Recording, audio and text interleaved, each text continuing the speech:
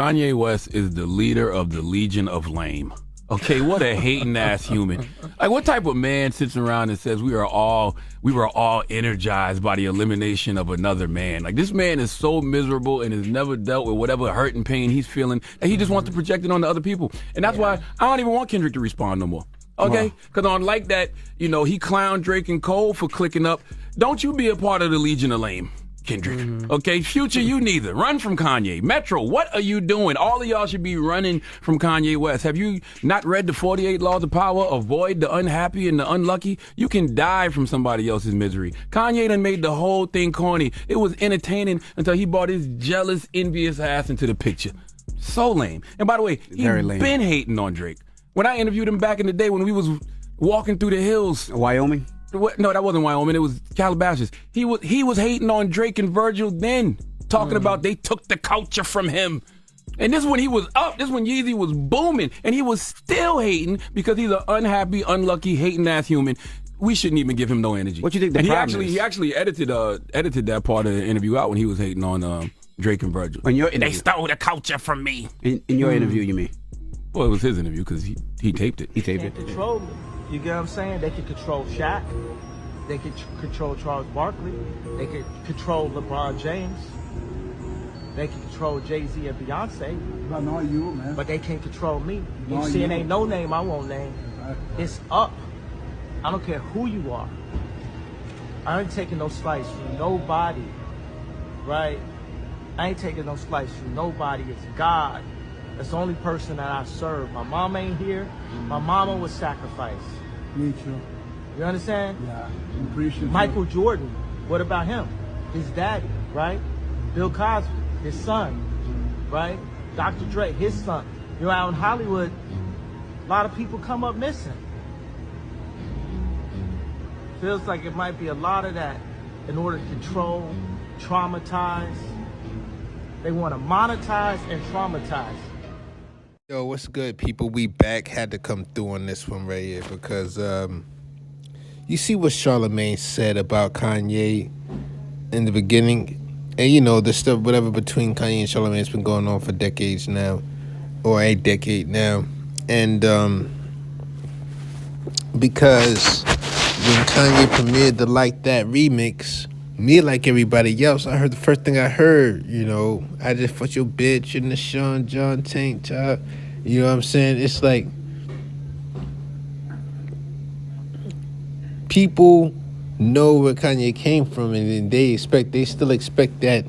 They still expect some type of what's it called? Slum Village. They want that Slum Village shit to his bars. They don't want Slum Village. They don't want Slum Village. They want the Slum Village shit from Kanye. So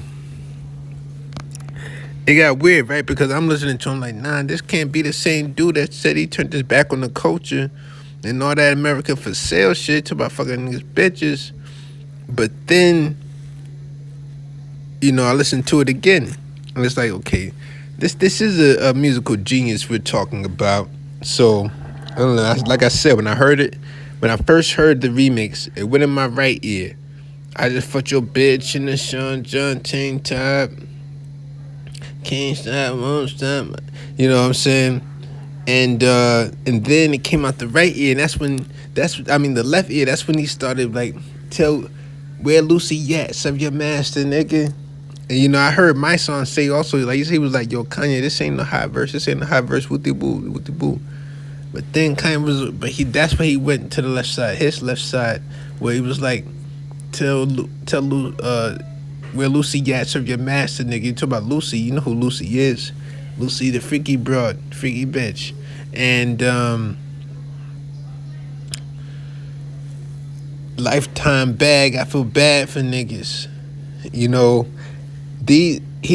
didn't drop no rhyme fest type of bars. He didn't drop no rhyme fest bars because of what he was trying to. Because what I'm picking up is that he was trying to get this point across to you through that ear, because you wouldn't understand it through the other ear.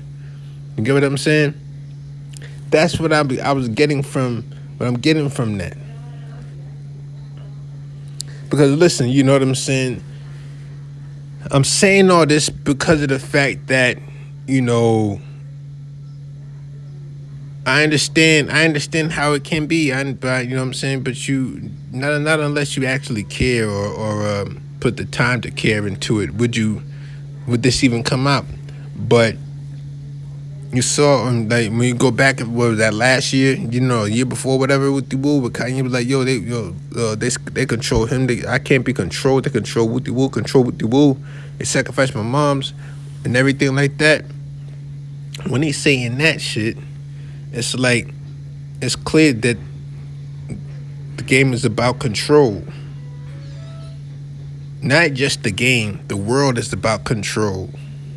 If you remember what Pac said at the end of at the beginning of Machiavelli, where it's about niggas and bitches, and riders and punks, and power and money. And which one are you? And the power, the control. You know what I'm saying? That's what it's about. And that's what it seemed like the beef is really about between Drake and Kanye. It's just like him saying, like, these guys are rich, so what could the fight really be about? I saw Gilly say that, you know, a lot of these rappers be beefing about a broad and everything like that. I honestly don't even believe that. I don't even believe that, but I don't believe there is any broad that is getting under a rich man's skin. You know what I'm saying? I don't believe that. There are women that have started wars, you know, back in the days, in the ancient days, you know, in the ancient days, they started wars over women. Now, yeah, I don't think that's the case. But, you know, the game is about control. And I see what it's about. I see what it's like. You know, you wouldn't believe the lengths that they go to control you. You wouldn't believe the lengths that they go to attempt to control you, attempt to shut down what you say, and attempt to discredit what you're saying and everything like that.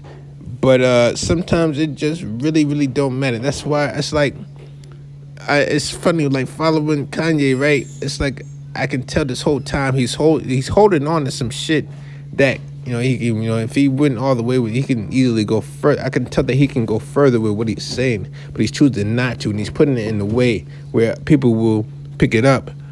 Oh, they sacrificed my moms. Oh, I fucked your bitch, and shit like that. You know, putting these simple buzzword terms. I'm giving them credit for being way more intelligent and smarter than that. You know what I'm saying? And when somebody like Charlemagne chooses to, you know,